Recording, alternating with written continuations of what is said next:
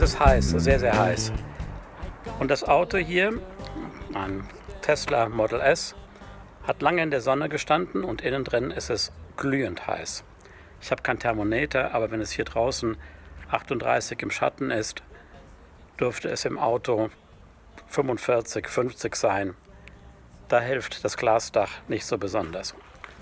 Und der Vorteil mit einem Elektroauto ist, dass der Motor nicht laufen muss, um die Klimaanlage einzuschalten. Aber es gibt doch einige Abers. Und die werde ich jetzt mal erklären.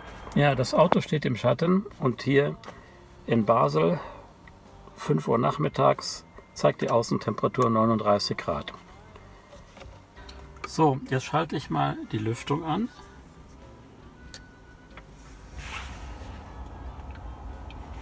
Der Ventilator klickt ein. Hört sich bisher ganz gut an. Jetzt stelle ich hier auf Auto, weil ja dann gleichzeitig die Klimaanlage angeht.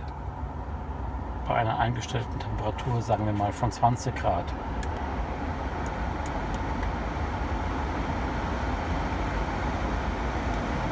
Und jetzt wird es doch sehr laut.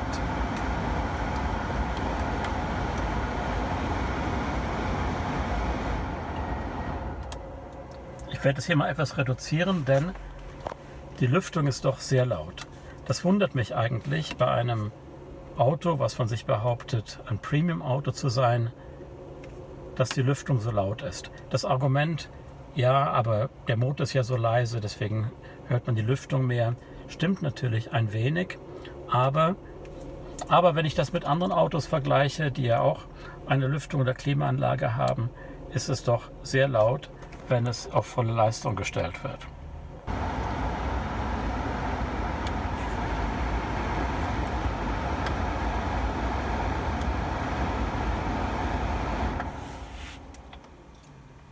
Gut, manche mögen meinen, naja, eine gewisse Lautstärke gibt es halt immer, mit der muss man leben können. Aber wirklich aussagekräftig wäre ja dann wohl nur ein Dezibelvergleich von verschiedenen Lüftungsanlagen von hochwertigen Autos. So eine Studie habe ich auf YouTube noch nicht gesehen, aber ist ja eine Anregung, vielleicht kann das mal jemand anderes machen. Natürlich, sobald die Innentemperatur einigermaßen normal ist, und das ist sie schneller, wenn man hier eine realistischere Innentemperatur von vielleicht 25 Grad einstellt bei so einem heißen Tag oder 23 Grad, dann reduziert sich natürlich auch die Lüftungsgeschwindigkeit. Es wird etwas leiser im Auto und wenn man dann rollt, überwiegen ja schon fast die Roll- und Windgeräusche. Also ganz so schlimm ist es nicht, aber dennoch überraschend. Viel Spaß! In der Tat, nach einigen Kilometern Autobahnfahrt war die Innentemperatur angenehm. Allerdings musste ich sie auf 21 Grad stellen, damit es halbwegs angenehm war innen. Und das Gebläse wird dann von der Automatik etwa auf Stufe 7 herabgeregelt. Und das geht eigentlich. Wenn man dann Fahrgeräusche und vielleicht noch Hintergrundmusik hat, dann hört man das Gebläse nicht mehr in sehr unangenehmer Art und Weise.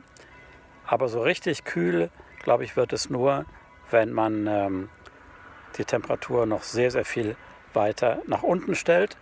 Der Stromverbrauch ist eigentlich gar nicht so viel höher, als wenn man die Klimaanlage nicht anhat. Das nur zur Information. Ich hoffe, das hat euch gefallen und bis zum nächsten Mal. Tschüss.